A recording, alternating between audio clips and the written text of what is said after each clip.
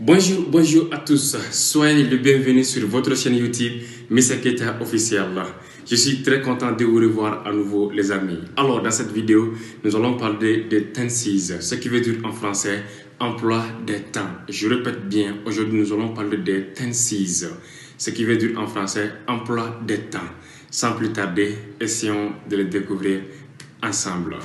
Les amis, comme nous venons tout à l'heure de le dire, que nous allons parler de l'emploi des temps, c'est-à-dire tenses en anglais. Alors aujourd'hui, nous allons parler de simple present, present continuous and present perfect, c'est-à-dire présent simple, présent continu et présent parfait. Premièrement, nous allons parler de simple present. In simple present, the action is simply mentioned and there is nothing being said about its completeness.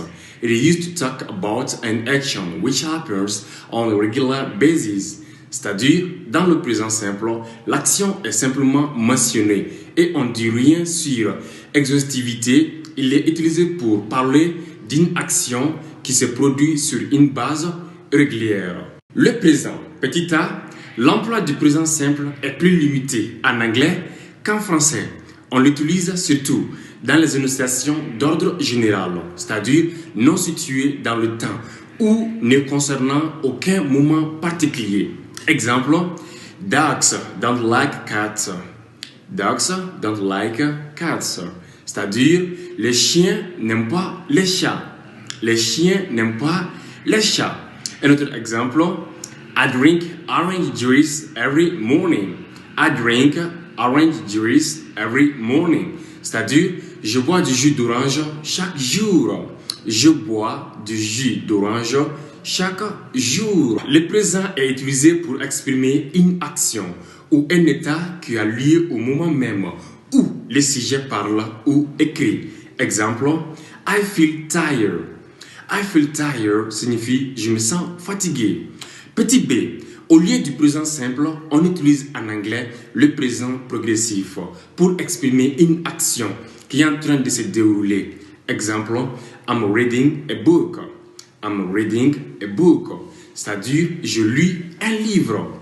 Alors, quant au présent parfait, le parfait est utilisé pour exprimer une action commencée dans le passé et se poursuivant dans le présent. Exemple, I have known him for years.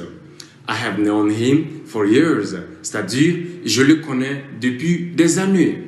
Je le connais depuis des années. En anglais, il y a le présent simple et le présent continu.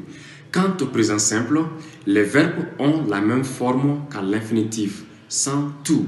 Je répète, quant au présent simple, les verbes ont la même forme qu'à l'infinitif, sans tout. Exemple, to work and I work. To work est le verbe travail à l'infinitif. I work est le verbe travail conjugué au présent de l'indicatif. La différence entre ces deux choses est l'expression to. Seule la troisième personne du singulier prend un S. Exemple, he works. He works signifie il travaille. Ça c'est au niveau de la troisième personne du singulier. Un autre exemple, he runs. He runs signifie il court. He doesn't run. He doesn't run signifie il ne court pas. Does he run? Does he run? Est-ce qu'il court? Alors, ces emplois, on l'emploie lorsque l'on parle d'action dans un sens en général et lorsque l'action est répétée dans le temps. Celui-ci est habituel. Maintenant, le présent continu, c'est-à-dire present continuous are progressive. Là, le temps est formé de l'auxiliaire to be suivi du verbe terminé en ing. Je répète, quand on parle de present continuous, c'est-à-dire le présent continu en anglais, le temps est formé de l'auxiliaire to be suivi du verbe terminé en ing. Exemple, I'm reading. I'm reading signifie je suis en train de lire. I'm not reading. I'm not reading signifie je ne suis pas en train de lire. Am I reading? Am I reading? Est-ce que je suis en train de lire ou est-ce que je lis? Les deux sont possibles.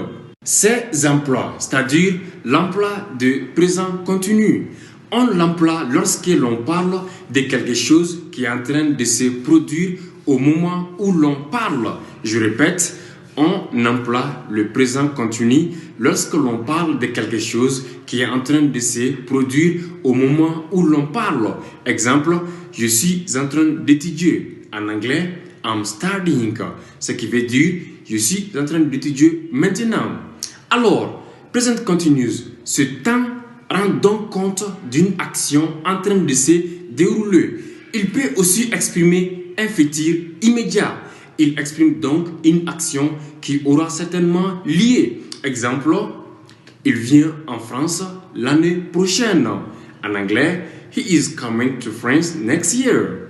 Il vient en France l'année prochaine. En anglais, he is coming to France next year. Donc ici, cette phrase exprime une action qui aura lieu, donc certainement.